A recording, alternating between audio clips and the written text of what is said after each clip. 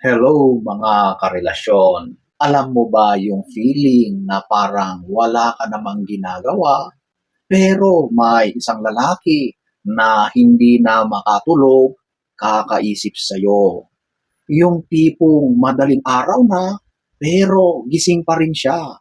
Hawak ang kanyang telepono, nag-i-scroll sa mga larawan mo, nagbabasa sa mga lumang chats ninyo, o minsan nakatingin lang sa kisame at nag-iisip. Kaya sa video na ito, pag-uusapan natin ang mga dahilan kung bakit hindi makatulog ang lalaki kakaisip sa isang babae. Kaya kung gusto mong malaman ang mga ito, panoorin mo ito.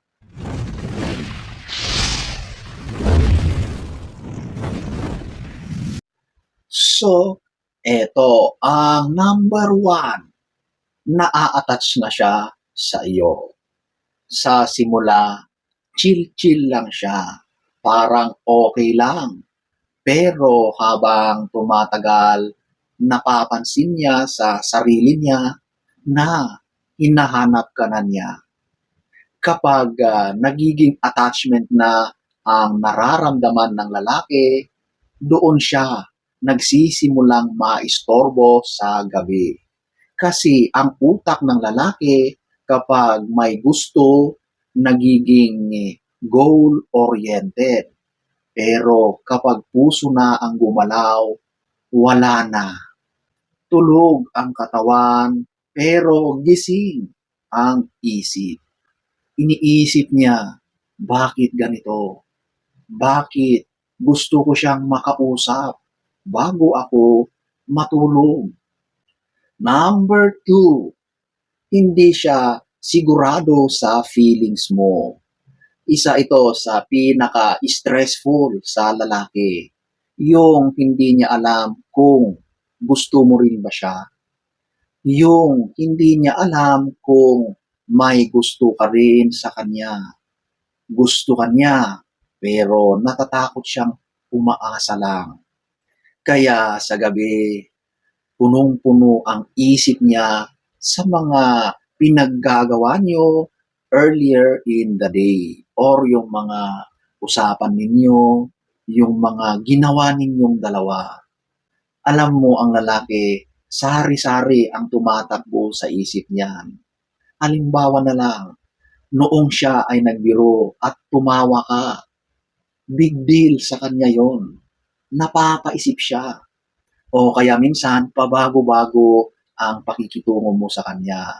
Kahapon, nung magkasama kayo, ang sweet ninyo. Pero kanina, ngayon, tila ba cold ang pakikitungo mo. Ayun, overthinking activated si lalaki.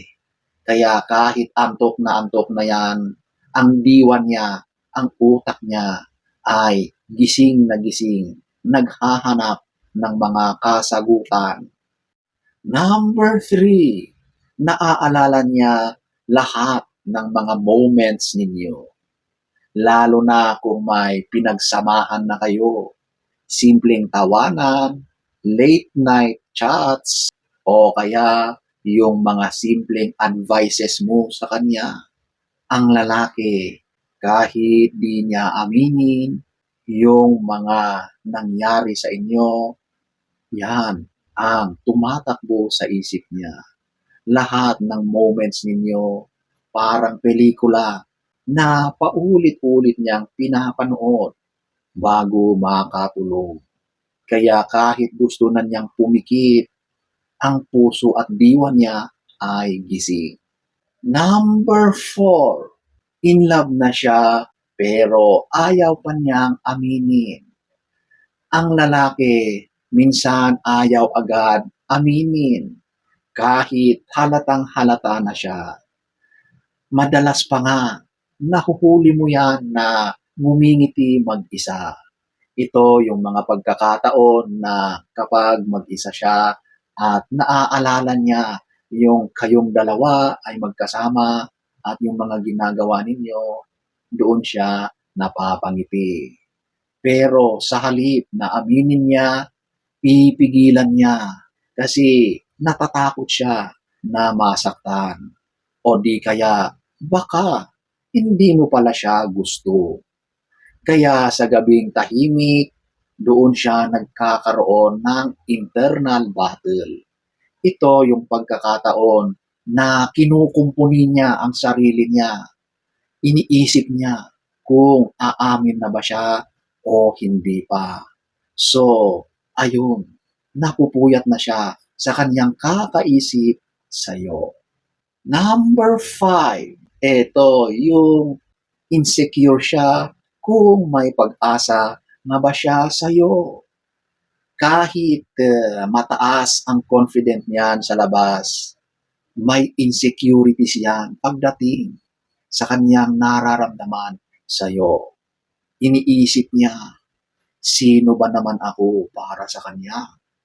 Marami dyan ang mas higit na pogi, guwapo, mga mayaman, mas maraming pera, mas maangas kaysa sa akin.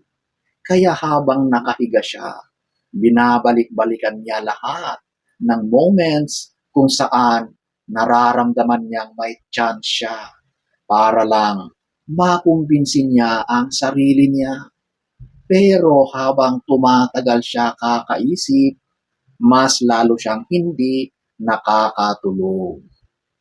Number 6, ini-imagine niya ang future ninyo. Wow!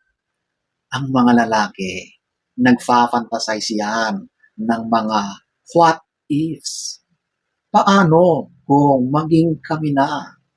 Paano kung ako yung lalaking makasama niya habang buhay? Anong pakiramdam kapag siya na yung tatawagin kong mahal? Ganyan ang lalaki kapag gustong-gusto ka niya. Sari-saring mga what ifs ang tumatakbo sa kanyang isipan.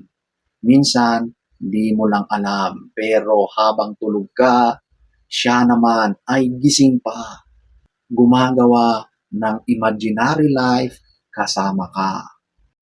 Number 7, alam mo yung mga message na ilang beses na niyang tinype pero hindi niya na-isesend. Eto na naman, yung mga what if na tumatakbo sa kanyang isipan. Gusto niyang sabihin na miss na kita, gusto kita, o kaya pasensya na. Pero ang takot sa rejeksyon mas malakas pa kaysa antok niya. Kaya sa halip na matulog, nag-iisip siya kung kailan niya sasabihin o kung sasabihin pa ba niya. Number 8, natatakot siyang mawala ka.